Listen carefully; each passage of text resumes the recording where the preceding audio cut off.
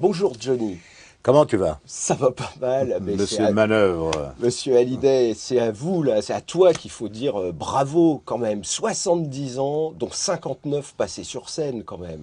J'ai toujours 20 ans.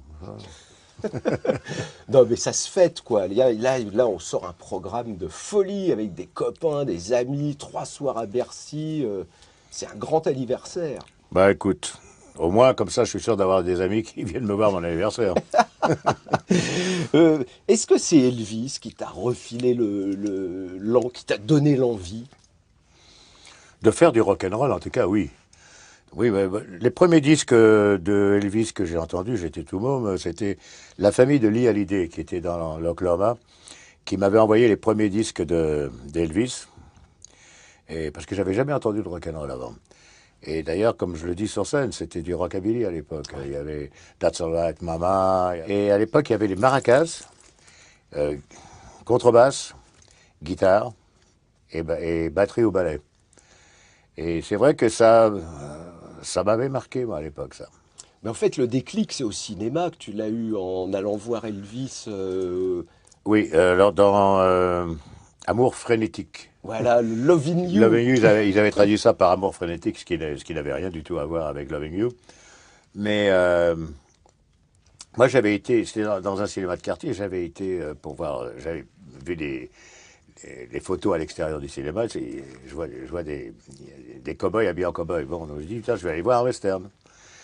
Et puis après, je me suis planté, je vois une comédie musicale, quoi, finalement.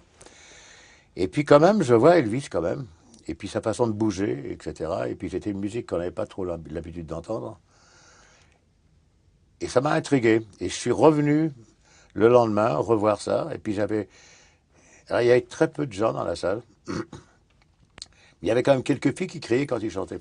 Et j'ai dit, tiens, et ça commençait à m'intéresser.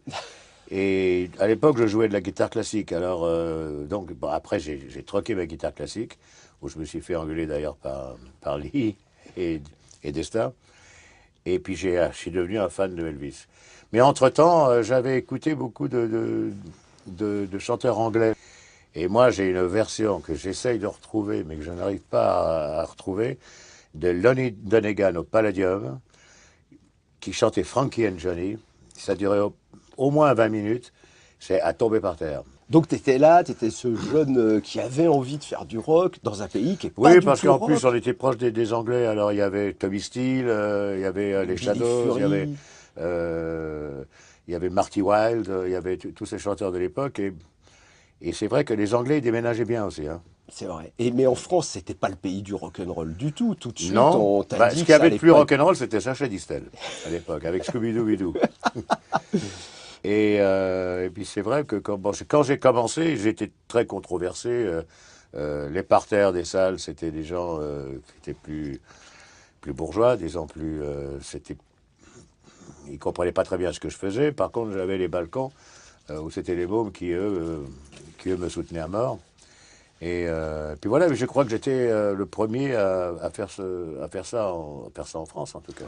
Et alors, il fallait adapter. À l'époque, on voulait adapter le rock. On pouvait pas chanter Bebop Lula. Il fallait que quelqu'un explique, fasse les textes français. Ben, c'est-à-dire que on n'a pas chanté des choses très géniales en tant que parole quand j'ai commencé, mais on pouvait pas chanter Be Paula, Shake My Baby en français, quoi, ou Blue Suede Shoes, ne marche pas sur mes chaussures en teint bleu. Euh, ça, donc c'était pas facile. Et puis la langue française n'était pas la même qu'en anglais, dans le sens des pieds. La métrique, quoi. Les mots en français sont plus longs qu'en anglais. Donc il fallait adapter aussi des paroles qui puissent aller sur la mélodie, parce que le rock'n'roll, c'est quand même une musique où il y a besoin d'un certain nombre de pieds, qui a besoin pour le tempo en tout cas, T'as pour le sorti, phrasé surtout. Tu as sorti des 45 tours tout de suite en 60-61 et le premier n'a pas tellement marché, t'aimais follement, mais le deuxième, Souvenir, c'était de la folie, c'était le raz-de-marée, c'était l'explosion, quoi. Souvenir est une chanson qui m'a fait démarrer. Mais le premier disque, il y avait surtout les Sleepy, qui avait marché, mais uniquement par rapport aux gens de ma génération. Et d'ailleurs, à l'époque, j'écrivais toutes mes musiques parce que j'arrivais pas vraiment à trouver les Français n'écrivaient pas ce style de musique. Ouais, c'est vrai. Est-ce que tu as t'as douté à un moment? Est-ce que tu as eu des moments de doute dans une carrière de 50 années de carrière comme ça? Il y a eu des moments de doute ou... Bon, on doute toujours quand on fait ce métier, mais tu sais, moi, au départ, moi, je pensais chanter peut-être un été ou 2 étés. Je ne savais pas si ça allait marcher ou pas. Moi, je pensais surtout à être acteur à l'époque. Donc, si tu veux, je faisais ça par passion, le rock'n'roll. C'était plutôt une passion. Mais je ne pensais pas en faire mon métier à l'époque.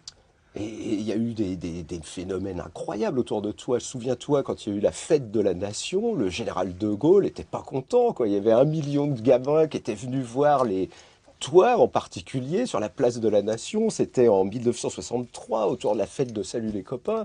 Et le général de Gaulle avait dit ça ne va pas du tout, s'ils ont rien à faire, qu'ils aillent construire des routes. T'avais été touché Mais on, d'énerver le vieux comme ça. Qu'est-ce que t'avais on a ressenti? quand même aidé à ce que les routes se construisent, hein. Ah oui, parce qu'on circulait beaucoup pour Mais, aller d'une ville à l'autre. oui. Mais non, bah, c'était une époque, hein. Tu sais, là, Elvis, Elvis, quand il a commencé, à l'époque, dans le sud des États-Unis, les gens étaient très racistes. Et quand il est passé aux radios, il y a un disc jockey qui a cassé en direct son disque en disant vous n'entendrez plus jamais ce chanteur avec sa musique de nègre à l'antenne. Et c'était assez dur quand même, c'était assez violent comme réaction. Et ben moi j'ai eu la même chose avec Lucien Boris. Lucien Maurice qui a cassé mon disque à l'antenne. Mais on est deux. Mais je lui en veux pas parce qu'on est devenus très amis par la suite. Et il défendait Dalida. Bon, c'était le compagnon de Dalida à l'époque. Ça peut excuser des choses. Mais je me souviens, quand tu es parti au service militaire, tout le monde disait, Johnny Hallyday, vous avez bien profité les gamins, il ne reviendra pas, hein. Il y avait les croulants étaient très contents de ce Ouais. départ. Bah, d'abord, mon service militaire, je l'ai fait comme tous les Français, comme tous les jeunes de mon âge. Et c'est vrai que quand je suis revenu du service militaire, j'ai eu un peu de mal. Parce qu'il y avait d'autres gens qui sont arrivés entre-temps. Et quand j'ai repris mes concerts en sortant de l'armée, c'est vrai que je me rappelle, il y avait des demi-salles. Hein, c'était pas complet à l'époque. J'ai changé un peu, j'ai travaillé sur le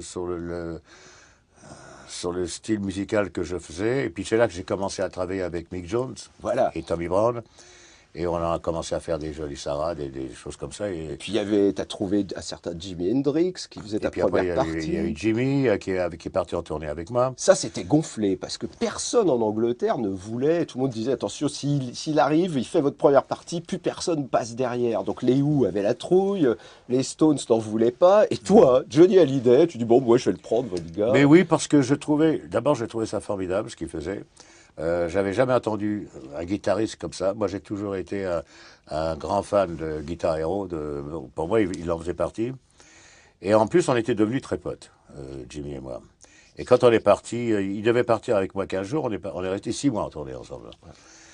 Et vraisemblablement, s'il n'était pas parti en tournée avec moi, j'aurais vraisemblablement jamais enregistré Hey Joe. Ouais. Qui a été la clé d'un nouveau public aussi. Ouais, C'était à chaque 45 tours, on décrochait des nouveaux ouais, fans. ouais.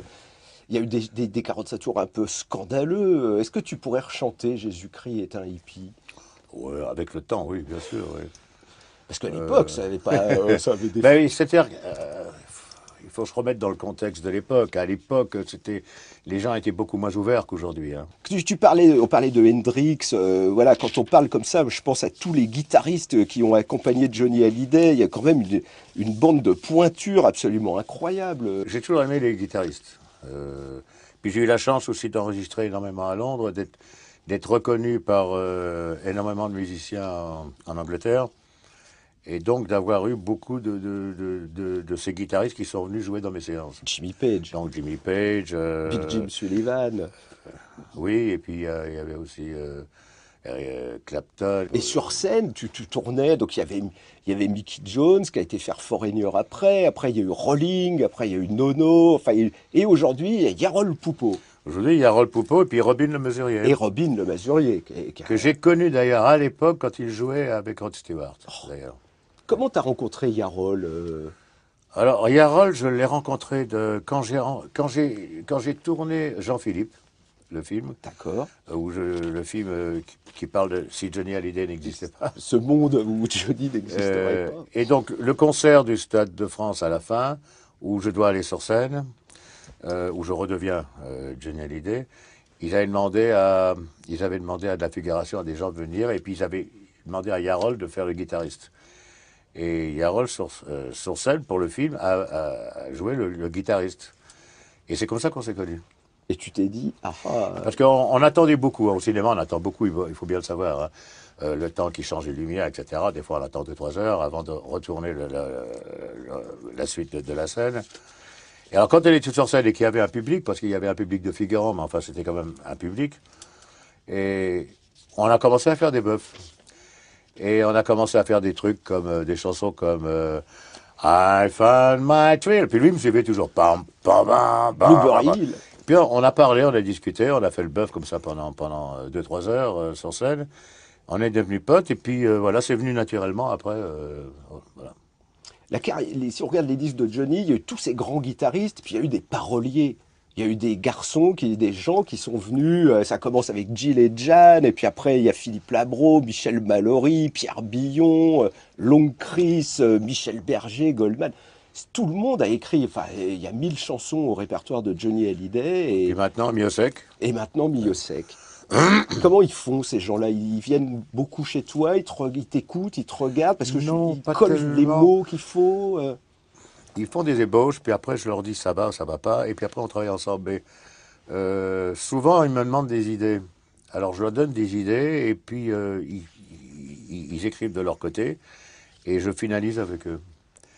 Là par exemple, en ce moment je travaille avec Miosek sur un éventuel album où j'ai envie de refaire un disque sur les prisonniers, Ah sur les ouais. tolards. Donc je lui dis, il faut qu'on trouve, ben, il faut trouver l'histoire. Vous savez, une chanson, c'est comme un film, hein. Il faut un début, un milieu, une fin. Donc il faut trouver des histoires, il faut trouver des sujets pour ça. Donc moi, les tolards, j'ai beaucoup de tendresse pour ces gens qui sont en prison et qui sont pas toujours de leur faute, qui ont une enfance malheureuse. Voilà, donc moi quand j'ai chanté à Bochut, c'était en Suisse, j'avais fait un concert pour eux. Et quand je suis sorti avec mes musiciens dans la cour, où il y avait les voitures qui nous attendaient, pour lui dire au revoir avec des gobelets en métal contre les barreaux. Ils nous disaient au revoir en tapant sur les barreaux. Et moi, dans le noir en plus, de la nuit. Et moi, j'en garde un souvenir très... Mais il y a beaucoup de chansons qui parlent de ça, depuis les Et portes du d'abord, celui qui m'a donné pénitencier. envie de faire ça, d'ailleurs, c'est Johnny Cash, Eh ouais, qui était allé jouer à à Saint-Quentin. Saint-Quentin. Mais Oui, t'as beaucoup de chansons, depuis les portes du pénitencier jusqu'à oui. Mirador. Ouais, Il y en a énormément. Et t'as joué à Fleury-Mérogis au ouais, tout début. ouais. C'est des choses formidables, Ben, c'est ça. des choses, c'est des histoires d'hommes, quoi. C'est... Enfin, bah, je suis content de faire ça. Je suis content de leur donner un petit peu de mon temps. Si on parle des albums, moi, il y a un album que j'ai toujours adoré, c'est Rivière, ouvre ton lit. C'est un disque incroyable où il y a les Small Faces, il y a Steve Marriott, il y a Peter Frampton, tout le monde joue Et c'est là derrière. que j'ai rencontré Rolling sur cet album-là. Ah, Ouais, d'accord. C'est un album prodigieux, Le ouais, Voyage au pays des vivants, ouais. incroyable. Bon, on Rivière, l'a fait souvent, hein. il y a une On essaie de possibilité. changer les chansons quand on fait des spectacles, mais pas toujours faire les mêmes. Mais on l'a fait souvent, Voyage au pays des vivants. Et puis, il y a 3-4 ans, j'avais refait Rivière au Votonly. Oh, ça, c'était Ouais. génial. Mais est-ce que Réclamation pourrait, un de ces quatre, revenir? Oui, bien sûr. Ouais, je laisse une petite surprise pour ça. Ah, moi, j'adorerais, hein. Et moi, j'aime bien Oh, Réclamation, oui. c'est énorme. Ouais. Appelez-moi le chef de rayon. C'est moi, Pardon. et Euh, puis, des trucs, je suis pas d'accord. donc et puis il y a eu des plantades, il y a eu des disques qui ont été comme en pleine vague punk. Qu'est-ce qui t'a pris d'adapter Hamlet alors que tout le monde était en train de faire du Sex Pistols? Toi, tu dis non, moi je vais prendre une section de cuivre et faire un double album en adaptant Shakespeare. Ben, moi, je suis un fan de Shakespeare. J'ai pas l'air comme ça, mais je lis beaucoup. Et moi, j'ai toujours été traumatisé quelque part, poursuivi par le personnage de Hamlet. Et moi, ce que je voulais faire, c'était faire un disque hors, hors norme, de faire un album de mélangeant le classique avec du rock'n'roll. C'est-à-dire des guitares électriques et tout ça, avec un orchestre symphonique. Voilà. Ce qu'on fait de plus en plus d'ailleurs. Mais à l'époque, on le faisait pas, ça. Et voilà. Et puis donc, Gilles Thibault m'avait présenté tous les textes qui me plaisaient. Et puis, voilà, bon, ça n'a pas suivi, mais c'est pas grave. Moi, je suis content de l'avoir fait, hein. Et les modes, c'est parce que à un moment, il faut, quand tu veux durer, tu es obligé de te coltiner toutes les modes qui arrivent des États-Unis, d'Angleterre. Ça a été À difficile. l'époque, je devançais plutôt les modes. C'est-à-dire que avant que le twist arrive, je chantais le twist. Un petit peu comme Claude François, d'ailleurs. Claude François, c'était quand même le précurseur Du Motown. de la dance musique, hein. Ouais, ouais, ouais, il était sur les 45 tours Motown Ouais, des ouais, Four Tops, ouais, hop, ouais. c'était direct. Si j'étais, ouais, il nous avait fait, si j'avais un marteau, il l'avait sorti en France avant Trini Lopez. Ouais. Et puis après, il y a un autre disque important, c'est Rock'n'Roll Attitude. Là, Michel Berger, comment il a imaginé le Johnny moderne, celui qui vit Mais devant nous, là. Michel est arrivé à mélanger un certain style de rock'n'roll avec des paroles d'un niveau supérieur à ce qu'on avait l'habitude dans le rock'n'roll de faire. Je crois que c'est ça au départ qui avait marché. On n'en a pas vendu autant que ça avec Michel. On avait vendu 550 000 albums à l'époque, qui était peu par rapport à ce que j'avais vendu avant et après. C'est pas mon plus gros score. Mais c'est le disque tournant. J'en ai beaucoup plus vendu, par exemple, juste après avec Goldman, Ouais, avec Gang, l'envie et Gang. tout ça, Laura, l'envie, etc.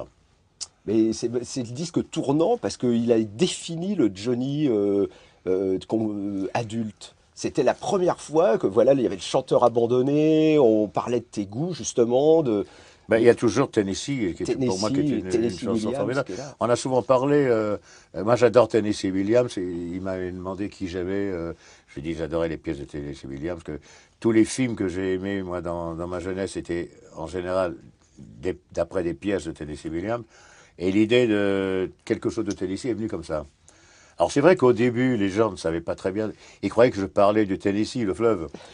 Et je leur expliquais, mais non, non, je parle de l'auteur. Ça, c'est magnifique, ça. Il y a peut-être des gens qui ont été acheter des livres de Tennessee Ben, Williams à peut-être, cause oui, de toi, peut-être. tu vois. Ouais. Et après, c'est les stades. Après, c'est vraiment.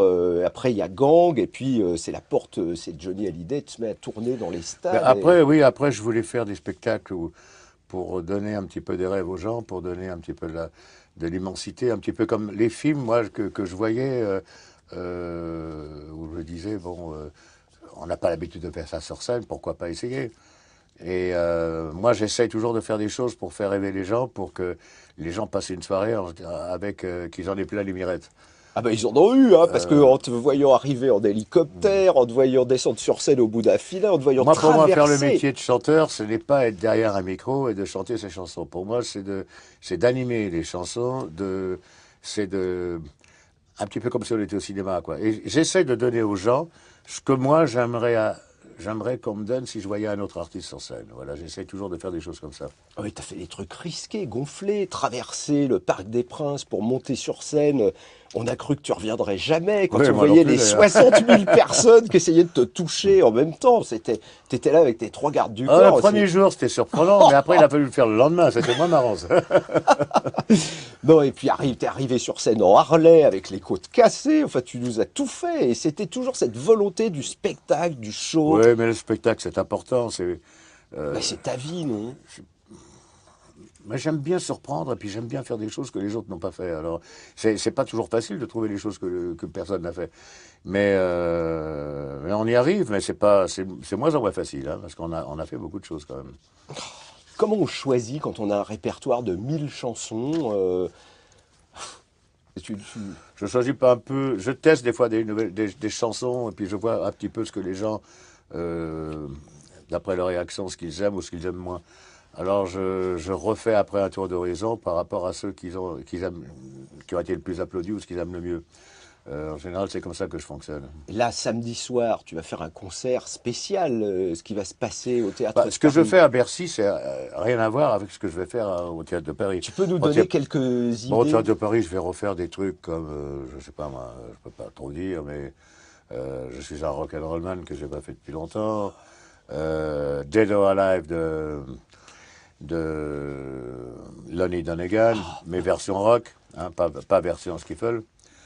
Bebop Alula avec Brian Seltzer, tu vois, pour des Blue Suede Shoes, des trucs comme ça, quoi, des trucs, Des vrais trucs des trucs qui m'ont rock'n'roll. donné envie de faire ce métier, quoi, voilà. Ce soir, ça va être ça. Et mais alors, sur TF1 en 2009, quand tu es venu dire j'arrête, c'est ma dernière tournée, c'est le tour 66, ça sera le dernier, qu'est-ce qui s'est passé? T'as changé d'avis depuis? Entre-temps, j'ai eu un accident et puis donc j'ai arrêté, forcé, hein. Et puis ensuite, en plus, j'ai commencé à paniquer en me disant, mais je tournais en rond, j'ai dit, mais qu'est-ce que je fais là? C'est pas possible, j'ai besoin de faire le métier que je fais, j'ai besoin d'aller sur scène. Ou alors je m'ennuie à mourir. Mais rien ne vaut le contact avec le public. Est-ce que tu as retrouvé ça quand tu as fait du théâtre? Sur scène au théâtre, est-ce qu'il y a contact? Oui, mais différemment. Parce qu'il y a une pièce, parce qu'il y a une histoire, parce il y a un texte un dialogue à respecter.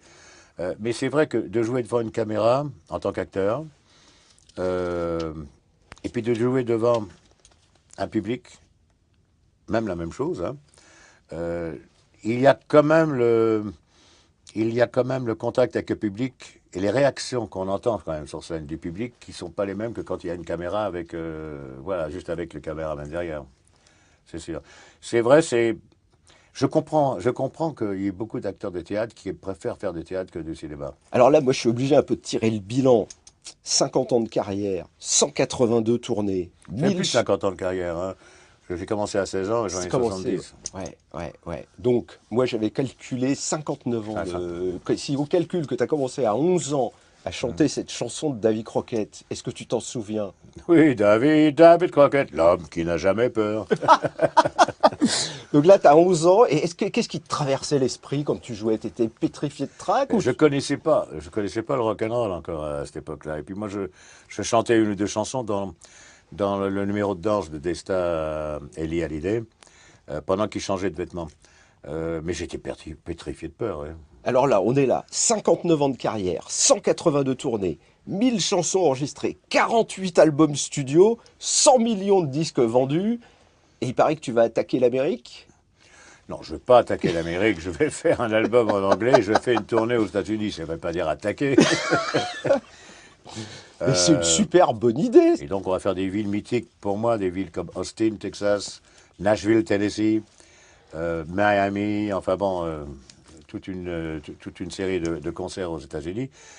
Pour ça, je vais faire un album en anglais avant.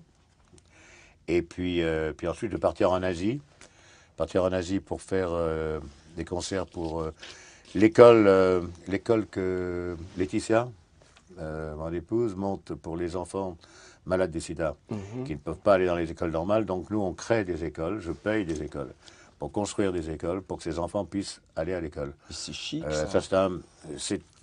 Ça me touche de près. D'abord parce que mes filles viennent du Vietnam, et que pour moi, c'est quelque chose que je leur dois. Est-ce que les Chinois auront le droit de Johnny Hallyday un jour? Oui, on doit chanter en Chine aussi. Ouais. Ouais. Mais donc, c'est un programme formidable. Donc, qu'est-ce que Johnny a appris toutes ces années au service du rock'n'roll? Ça sera ma question finale. Écoute, je suis un bon militaire, hein. Je suis au service du rock'n'roll, j'obéis au rock'n'roll, et le rock'n'roll qui a fait de Johnny Hallyday ce qu'il est. Et donc, pas besoin de lutter pour garder en toi une rock'n'roll attitude. Non, je lutte pas, je laisse aller les choses. Et dans une autre chanson, tu dis « Je ne recommencerai jamais ce que j'ai fait C'est faux, je recommencerai toujours. ». Merci, Faut Johnny. pas croire ce que je dis. Merci, Johnny. Merci. Merci, rocker.